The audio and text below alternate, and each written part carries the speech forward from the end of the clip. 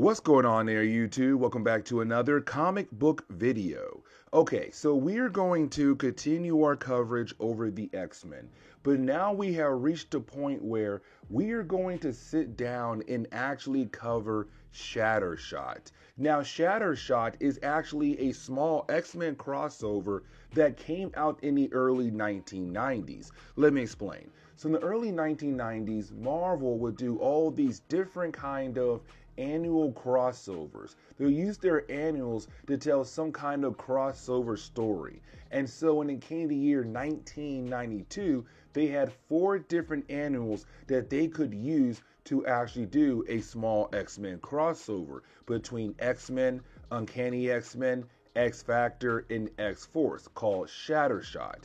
Now, Shattershot is really used as a way to kind of give us more detail about the actual origin of Longshot, but also Shatterstar as well, but also giving us more information about the actual creator of Longshot, a character known as Arise. Now, to kind of understand the actual origin of Arise, we kind of have to talk about another character, and that would be Mojo. Now, Mojo is one of those classic X-Men characters. You see, he's from a different dimension known as the Mojoverse, and he rules over Mojo World. Now, for Mojo, he belongs to a race called the Spineless Ones, and here's the reason why. Because his race, they did not evolve properly, so unfortunately, they're not really able to kind of stand up straight. Now, they did have Arise being able to create different kind of exoskeletons to kind of help them stand up straight, but most of the spineless ones did not want to use those at all. And so they have platforms to kind of help them move around, kind of like Mojo does. Now, for Mojo, he also wanted slaves to kind of complete all the different tasks they needed done for themselves. Like, for example, having slaves feed them, having slaves cook for them, having slaves move different items around. And so that is where Arise came in. Arise was a cyborg who was able to create humans in this other dimension. Now, when he was creating these humans, they were based off, well, the main Marvel Universe humans, us. And so for Arise, when he was trying to create these beings, he was able to create humans in this other dimension. But unfortunately, they became slaves. Now, something else I do want to talk about is the actual Shatterstar placement. What I mean is that some of the pages or some of the chapters of Shattershot does take place before some of the videos that we have already done on the channel.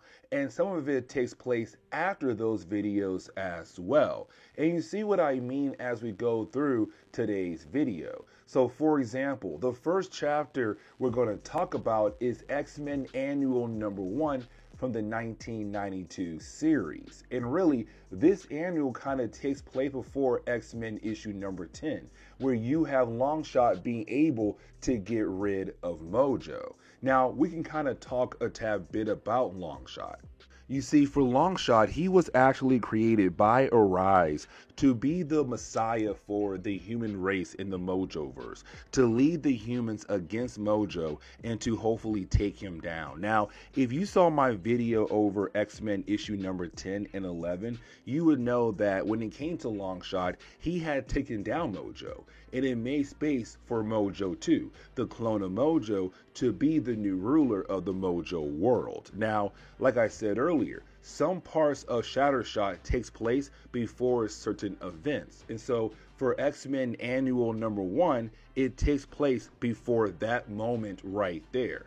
And so as we dive into this chapter, we kind of see Mojo still being the ruler of this world. Now, like I said, Longshot is the messiah for the human race in the Mojo world, but also Longshot was given abilities by Arise to kind of make sure for him to be that messiah, but to also be able to take down Mojo. Now, as we go through Shattershot, we're going to learn that there's some huge, lovely time traveling that's really involved for Longshot and other characters around him. And so with all that information now out there, we can now properly dive into X-Men Annual #1. And really, we pick up with Mojo himself trying to hunt down Arise with a small army that he had brought with him. Really, it's not even a small army, it's a huge army. But either way, it's Mojo trying his best to find Arise. And that's why I say that X-Men Annual #1 takes place before X-Men issue #10, because as you see, Mojo is still alive and well, and he's trying his best to hunt down Arise. Now, for Arise, he knows that Mojo is coming for him. Like, it's a well-known fact. But for Arise, he does have an escape plan. That escape plan is to actually go over to Earth. Now, we don't really know the actual plan for Arise here, like why he's trying to go back over to Earth 4, but we do know that he wants to make sure that he will not be involved or be forced to be involved in some kind of plans for Mojo. Like, for example, for Mojo, he wants Arise to create more humans to be slaves in this reality. He wants Arise to create cyborgs or weapons for the Spineless Ones to use. And so for Arise, he's not down to be used by Mojo at all.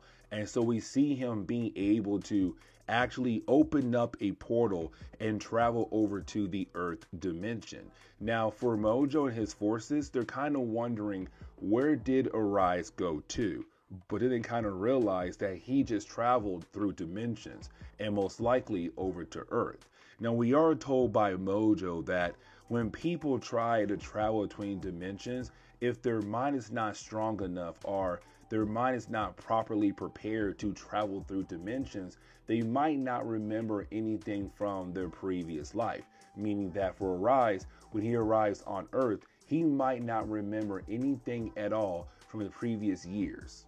But now we can jump over to Earth and we actually pick up with the X-Men. Now, if you know your X-Men, you know around this time in Marvel Comics, we had two different X-Men teams. Let me explain. So we had the Uncanny X-Men book for a while, but then by 1992, Marvel realized the X-Men were really popular. And so you had the original X-Factor team rejoin the X-Men, which made 14 different members on the team.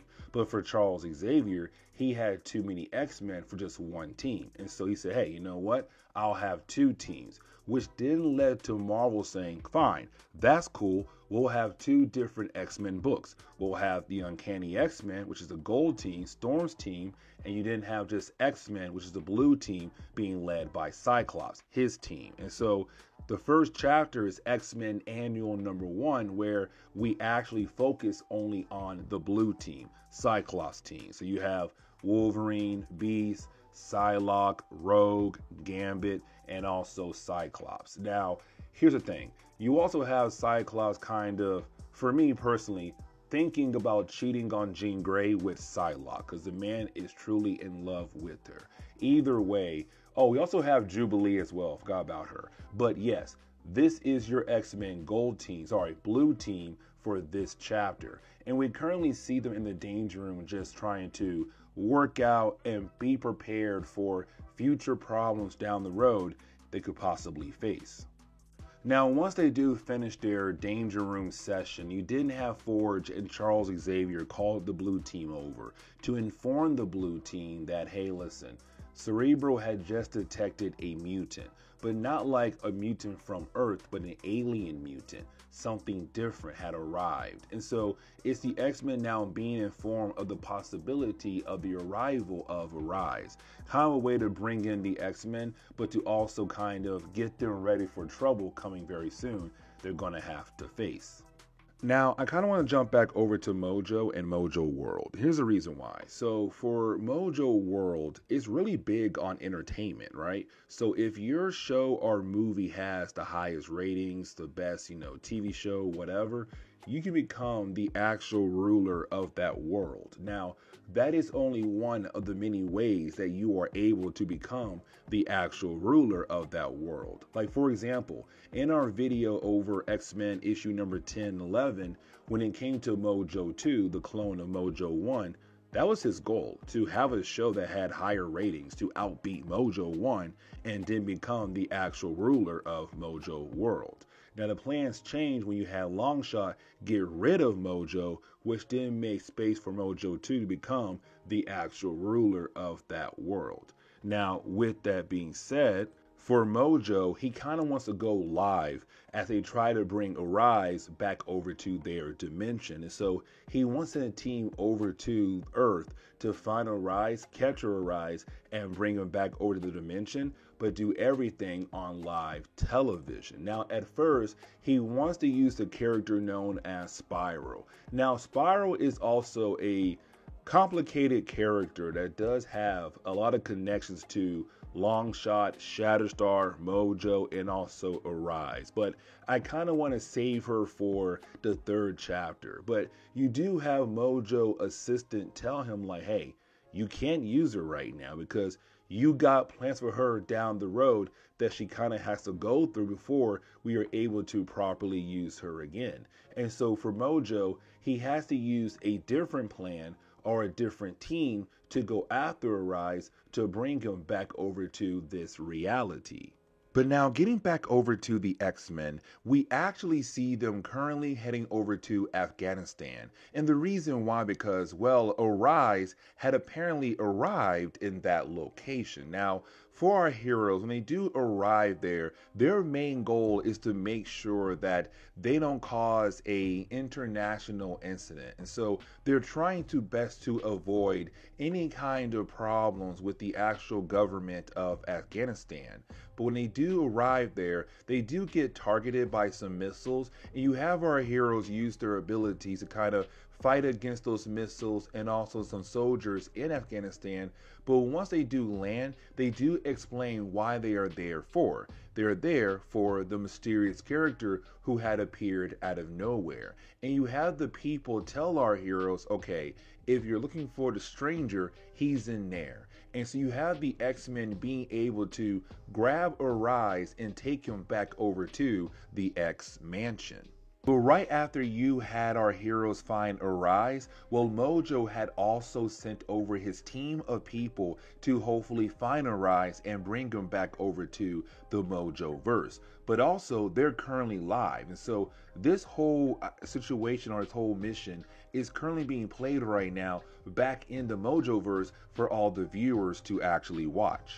Now, for our heroes, they're using Psylocke to kind of dive into the mind of Arise, because like I said earlier, when it comes to Mojo, he knew that Arise would not be able to remember anything from his entire life, because the whole idea of traveling between dimensions can take a toll on someone's mind, like Arise. And so you have Psylocke trying her best to dive deep into his mind. And really, she does get to the point of finding out that this man is the creator of Longshot, but then she knows that some people, of course Mojo's team, had arrived to retrieve Arise and bring him back to, well, the Mojo verse. And this leads into a battle between the X-Men and the team of characters that Mojo has sent over to this reality. Now, the battle does go on for a few pages, and really, you do have our heroes being able to easily defeat these characters, but what I want to focus on more is what takes place at the end of the battle, because you do have one of the members of Mojo's team actually mention Longshot. Now, Longshot was an X-Men. He was on their team for a good while, but let's not forget that Longshot had disappeared a while back and no one truly knew where he went to.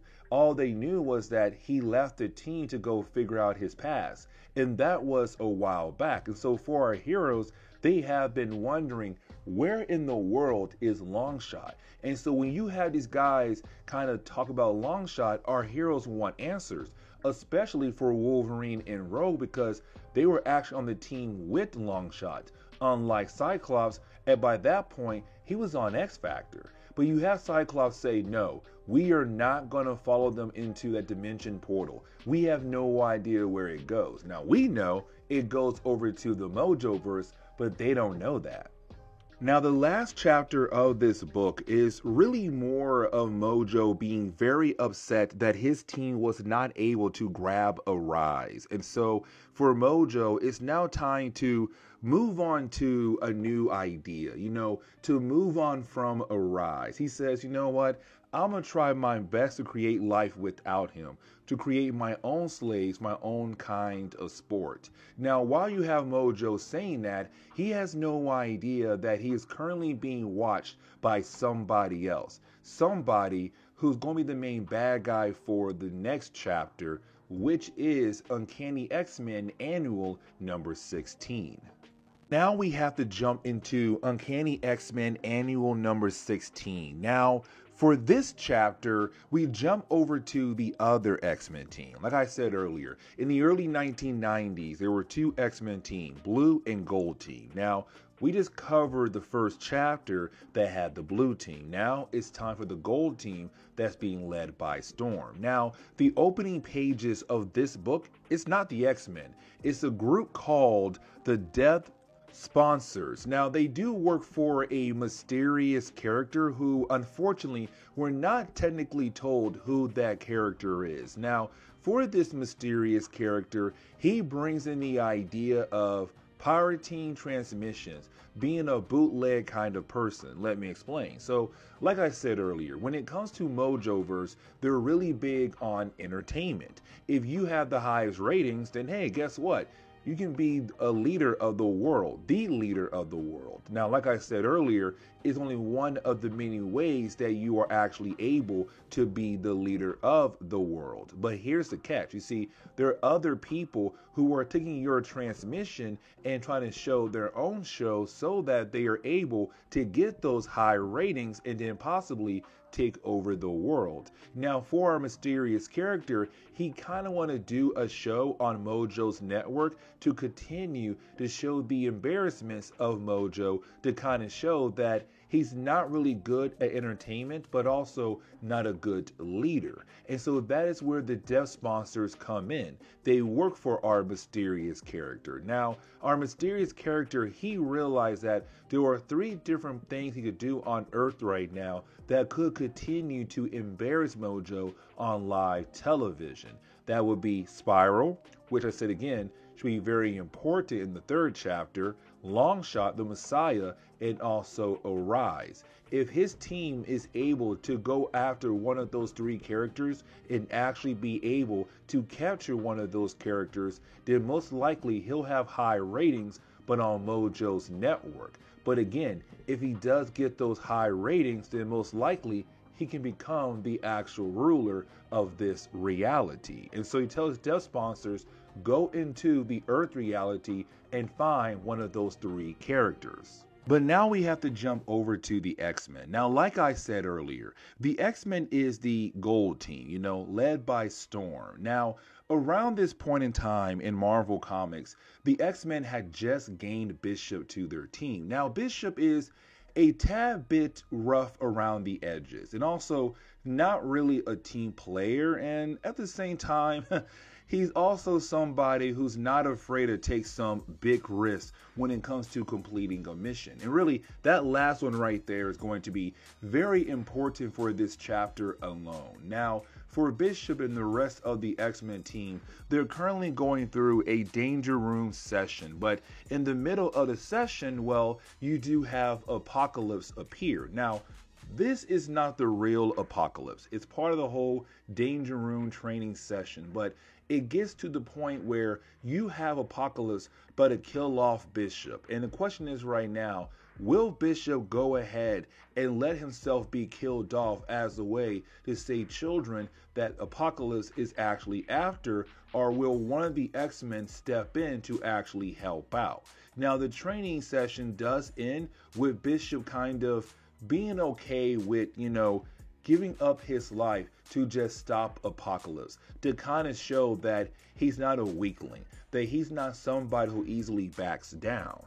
And really, it does get brought up by Charles Xavier at the end of the training session, because for Charles, he wants to understand why Bishop would be okay with taking that kind of risk, because honestly, it was a big one. You're talking about the idea of giving up your life to protect somebody you don't even know. For Charles, he really wanted Bishop to kind of find a way around that situation, but to also allow other members of the X-Men to actually help out. But for Bishop, he truly believes that he knows what is best at that exact moment. And so for Bishop, he just leaves. And it kind of shows that he's not really adapting to the idea of being an X-Men, of being on a team with the rest of the X-Men. Now, we also learned that Arise is currently staying at the X Mansion with the X-Men. Now, apparently after the blue team had saved him from the earlier team that was sent by Mojo, they brought him back over to the X Mansion, and the blue team went on a different mission. So now it's the gold team's problem. Now, you really have the book say that actually you had Charles bring in Jean Grey because Jean Grey is more skilled psychic than Psylocke. It's also kind of establishing the whole idea of who's the best psychic on the team. You got Charles, you got Jean Grey, and then there's Psylocke. And Psylocke, unfortunately, kind of gets put on this back burner for a lot of different things. But either way, you have Jean Grey trying her best to dive deep into the mind of Arise. But the problem is, every single time she gets deeper and deeper, or like when she's able to access a certain point that could possibly help him, but also our heroes figure out more about him, he somehow just locks up. Like, he's afraid to allow her in, but it's not really him trying to lock her out. It's just that his mind is blocking her out for unknown reasons. Now, for Charles, he knows that the other X-Men team have protected him from an unknown force. And so for Charles, he's kind of wondering, will they have to continue to actually protect him? We actually jump back over to the dev sponsors, only really for a brief moment, because we do get confirmation that they have arrived onto Earth. And with them being on Earth, their main goal currently is to find Arise. If they're able to get him and bring him back over to the Mojoverse, but also do it on live television, that'll be some good ratings and allow the mysterious character kind of step in the role as the actual leader of the Mojo world. For our heroes back at the X Mansion, they're kind of just waiting for, anything to actually happen.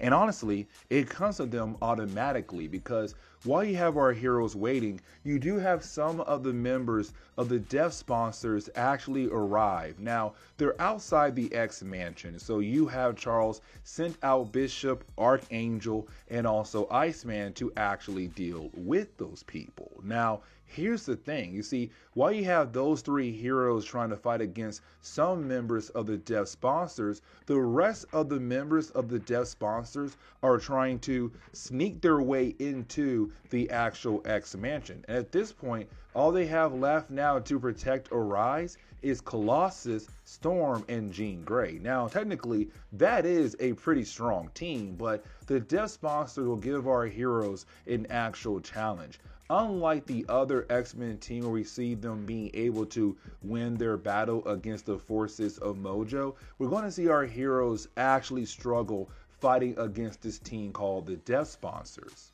Now, I kind of want to skip over a few pages and get to the main point for this chapter where you do have the dev sponsors being able to get their hands on Arise. And with them being able to get their hands on Arise, their main goal now is to go ahead and head back over to, well, their reality, the Mojoverse. Now, here's the thing. They're also able to help Arise remember everything from his past life. And so with him now being able to remember everything, he kind of knows what he's trying to do here, why he came to Earth. Now, like I said, they're trying to take him back over to the Mojoverse. And so with them trying to actually achieve that goal, you have Bishop learn that their teleporter has to connect his mind to the rest of his team mind, including Arise's mind, just to be able to bring them all back over to the Mojoverse. But Bishop realized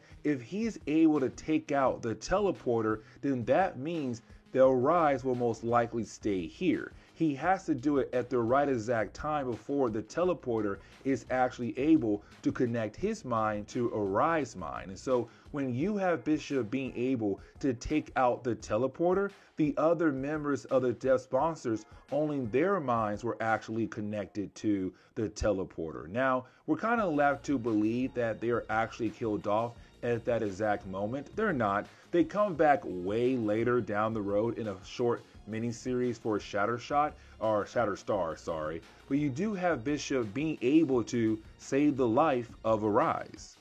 Now, the ending of this chapter is really more of Arise telling the X-Men that he's going to leave their care, that he's going to adventure around the world to kind of get a better understanding about how the world is like. Because remember, when it comes to the humans that he had created in the Mojo verse, it was based off us, we the humans here on the Earth reality. And so he can't understand where he went wrong when it came to him creating his people and how it affected his world, the Mojo world. And so he's going out there to explore it to hopefully figure out the right way to fix his world by using our world. Now, the next chapter is going to be X Factor Annual number 7. Now, this annual or this chapter is a spiral chapter, and this is where we're going to actually talk about the character. But before we are able to properly dive into the actual origin of the character, I kind of want to jump back over to Mojo, because now he's back to being the main focus of the story just for this chapter, because now he found out what our mysterious character did in the last chapter, and he's kind of worried about the idea that other shows on his network that's not his are getting better ratings than his own show. But again, he's also still trying to get Arise back into his reality, the Mojoverse. And so he does talk to his assistant one more time, and he does say, you know what, it's time for us to use one of our agents on Earth. Now really, they only have one, and that would be Spiral. And so it's really him saying, okay, you know what, it's time for me to go ahead and contact her and tell her to go ahead and do the job. Now, we can kind of go ahead and jump into the actual origin of Spiral, because it's going to be very important for the connection she has with Arise. So diving into the actual origin of Spiral, we got to jump back to Longshot issue number 1. Here's the reason why, because yes, she did first appear there, but the future of Spiral all begins in the past with Longshot. So in the past, she met Longshot when she was just a regular woman, but then out of nowhere, she was attacked by her future self. Now, the reason why she was attacked by her future self is because Mojo knows if he's able to send Spiral from the future back in time to attack her past self, it is going to set in motion the whole process of her actual origin. And so after being attacked by her future self, she met Longshot, they fell in love, but Longshot wanted to go back to his world, the Mojo world, to basically free his people, to be that Messiah. Now, as we all know, he will constantly fail as their Messiah. And so one of the times he did fail, he was with Rita, aka Spiral. And when he failed, Mojo was able to capture both of them, but he mind wiped Longshot to make sure that he had completely forgot about Rita, the past version of Spiral. Now, after doing that, he let Longshot go. Really, Longshot escaped, but he kept Rita behind and continued to torture her over and over and over again.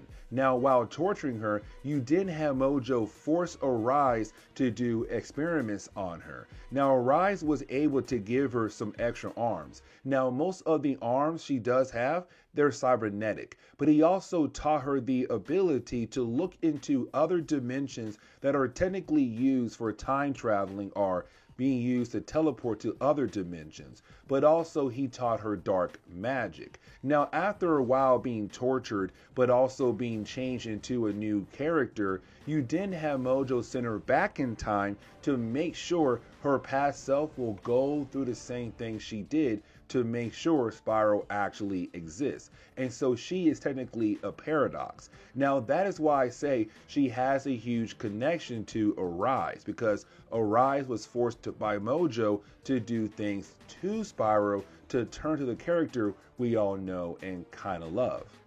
Now, like I said in the early part of this video, this crossover did use 4 different annuals, and we're already done with the X-Men. So now we have to jump over to X-Factor. Now, X-Factor is being led by Havoc, but also X-Factor is a government team, because around this time in Marvel Comics, you had the American government wanting to kind of build relations with the mutant race. And so they're using X-Factor as a way to kind of build those relations between the 2 different parties, the government, but also the mutant race. Now, they're being led and kind of controlled by Val Cooper. Now, Val Cooper, she had worked next to the president, kind of doing all different superhuman being things happening in America. But with her being in charge of X-Factor, she does have a new mission for our heroes, to go after Spyro. And here's the reason why. Because Spyro was part of a different team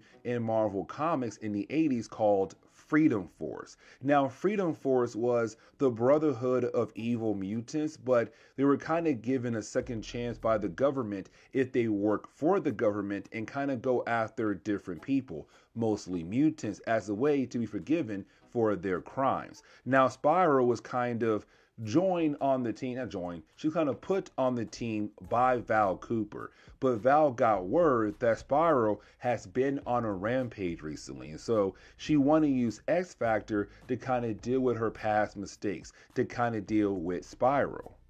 Now, I want to jump back over to Arise. Here's the reason why. So you have Arise kind of just watching different channels and different stuff on TV to kind of get a better idea of what this world is truly like, because we do learn that why the Spineless Ones, the race that Mojo belongs to, had gone crazy in that other reality, because they are receiving signals from the main Marvel universe. And with those signals going into the Mojoverse, it kind of led into the actual Spineless Ones going crazy. And so for Arise, what he wants to do is learn everything he can about this world, but to also take back enough footage to kind of show both sides, the humans of the Mojoverse, but also the Spineless Ones, to kind of show them what it's like to be free, what it's like to be a normal person. He's also trying his best to control the signals that are being sent from Earth over to the Mojoverse to kind of help relax the minds of the Spineless Ones. Now, I want to jump over to Spyro. Now, the reason why, because Spyro got word, thanks to Mojo, that basically Arise is on Earth. Now, like I said earlier, Arise was the person who was technically forced to do experiments on her. But the problem is Spyro has no idea that he was actually forced to do those experiments. To her, it's kind of like, no, he wanted to do it to her. He wanted to change her. He wanted to make her different for his own personal reasons. And so once she got word that he was on Earth, she was instantly down with the idea of trying to find him and most likely kill him off. If not kill him, at least bring him back over to Mojo.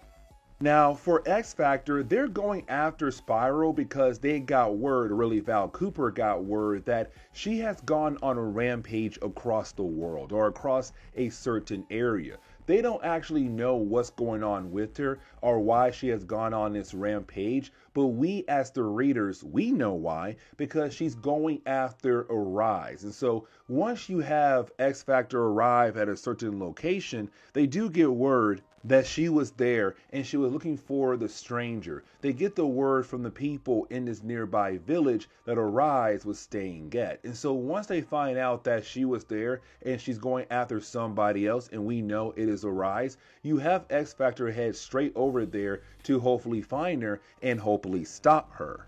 Now, once you do have X-Factor being able to actually catch up to Spyro and they see she's trying to kill off Arise, we do learn that she's not trying to kill off Arise for Mojo, she's trying to kill off Arise for herself. Let me explain. You see, for Spiral, she's from the future. She's from 100 years in the future in Mojo's world. And so in that reality, she was already tortured, used for different kinds of experiments, but also being changed into Spiral, all done by Arise. And so with her being here on Earth, it's the present day, but it's her past. And so she's kind of hoping if she kills off Arise right now, that means he will not be in her future, meaning that he will not be there to torture her, to do experiments on her, to change her. And most likely she's hoping to break this cycle so that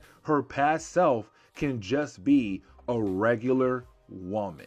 Now also, she's going after Arise because he was the one that changed her. But to her, she believes that he did it on purpose. But he tells her, like, no, you don't understand. Like, I was actually forced to do those things to you. But in my time, at this point in time, they haven't happened yet, which means I haven't met you yet. I haven't done things to you yet.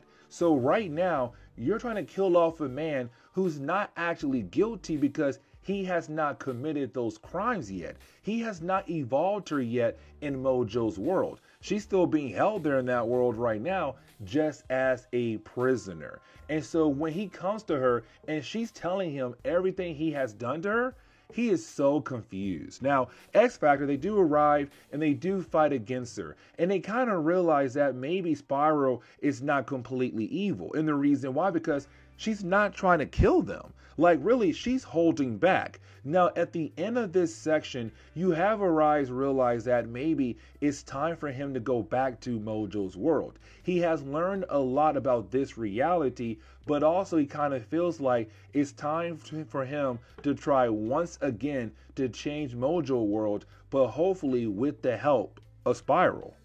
Now, before she does leave, she tells our heroes who is actually the savior from her future, because we do learn that 100 years in the future, somebody was able to remove Mojo, but to also make sure none of the spineless ones were able to take his place. And she tells us it is Shatterstar. Now, Shatterstar is going to make things even more complicated when it comes to the character of Longshot, but also Dazzler and Arise and also Spiral. But Shatterstar is from the future of Mojo's world. We were told that at the tail end of New Mutants leading into X-Force.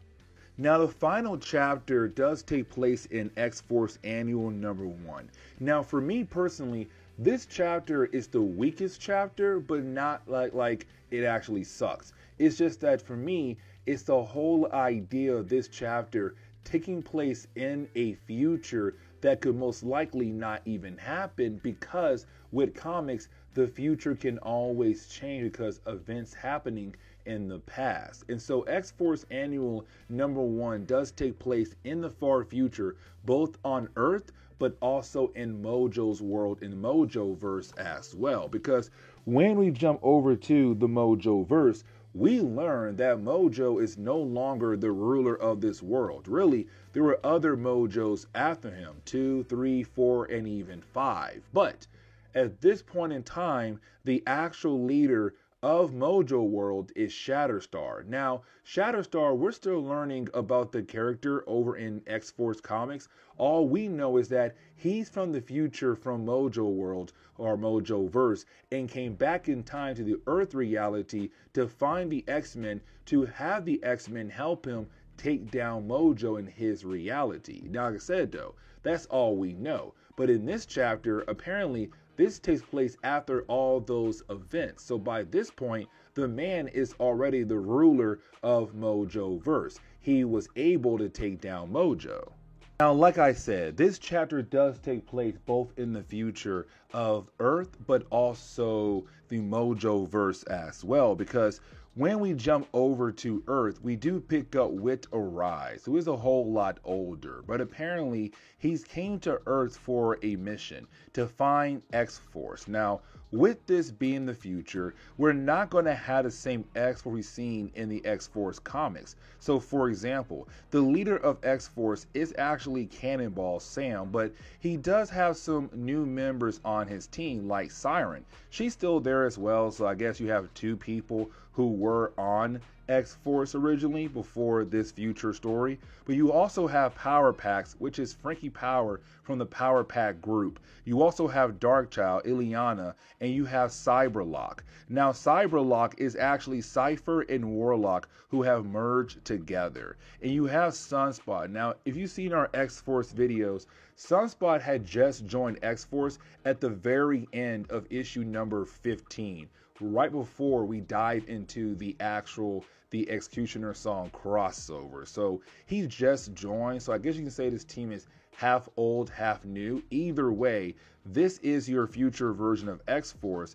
And when they do see Arise, at first, they don't recognize him because they have not seen him in a good amount of years. But they do fight against him and the forces he brought with him. Now, I want to say that some of the people who came with him is actually spineless ones. And it kind of shows that something went wrong once they were able, the humans were able to overthrow the spineless ones and actually rule over the Mojo world. Because once you have our heroes realize it's Arise, he comes to them with a whole lot of information about what happened on Mojo world.